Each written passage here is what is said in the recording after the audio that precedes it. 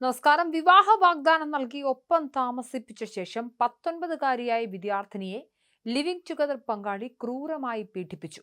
പെൺകുട്ടിയുടെ സ്വകാര്യ ഭാഗങ്ങളിൽ സാനിറ്റൈസർ ഒഴിച്ച് പൊള്ളിക്കാനും തലക്കടിച്ച് കൊലപ്പെടുത്താനും ശ്രമിച്ച സംഭവത്തിൽ ഡൽഹി നരേല സ്വദേശിയായ ശിവം എന്ന യുവാവിനെ പോലീസ് അറസ്റ്റ് ചെയ്തു. 22 വയസ്സാണ് ശിവത്തിന്. ഗുരുതരമായി പരിക്കേറ്റ പെൺകുട്ടി ഇപ്പോൾ ഡൽഹിയിലെ ആശുപത്രിയിൽ ചികിത്സയിലാണ്. ത്രിപുര സ്വദേശിനിയായ പെൺകുട്ടി ഗുരുഗ്രാമിലെ സ്വകാര്യ സർവകലാശാലയിൽ BSc ബയോടെക്നോളജി പഠിക്കാനാണ് എത്തിയത്.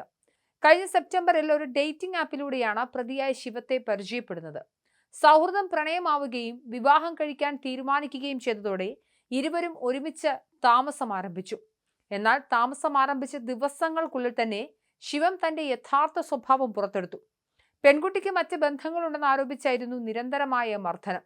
ഫെബ്രുവരി 16-ന് നടന്ന അക്രമം കേവലം ഒരു തർക്കമായിരുന്നില്ല, മറിച്ച് ഒരു വ്യക്തിയുടെ ജീവനെടുക്കാൻ ലക്ഷ്യമിട്ടുള്ള ക്രൂരമായ വേട്ടയാടലായിരുന്നു. മാരകമായ ആയുധങ്ങളോ കല്ലുകളോ ഉപയോഗിക്കുന്നതിന് പകരം വീട്ടിലുണ്ടായിരുന്ന സ്റ്റീൽ കുപ്പിയും മൺപാത്രവും ഉപയോഗിച്ചാണ് പ്രതി പെൺകുട്ടിയെ ആക്രമിച്ചത്.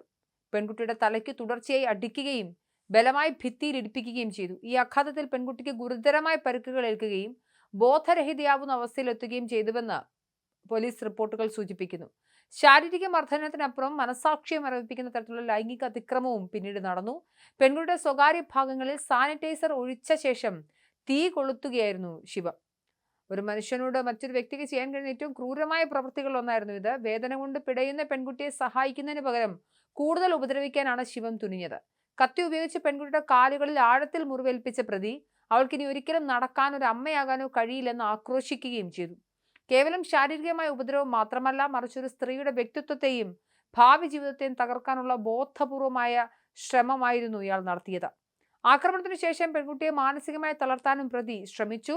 പീഡനത്തിന്റെ ദൃശ്യങ്ങൾ സ്വന്തം മൊബൈൽ ഫോണിൽ പകർത്തിയ ശേഷം ഇത് പുറത്തുവിടുമെന്ന് ഭീഷണിപ്പെടുത്തിയ അവളെ നിശബ്ദയാക്കാനും ശിവം ശ്രമിച്ചു.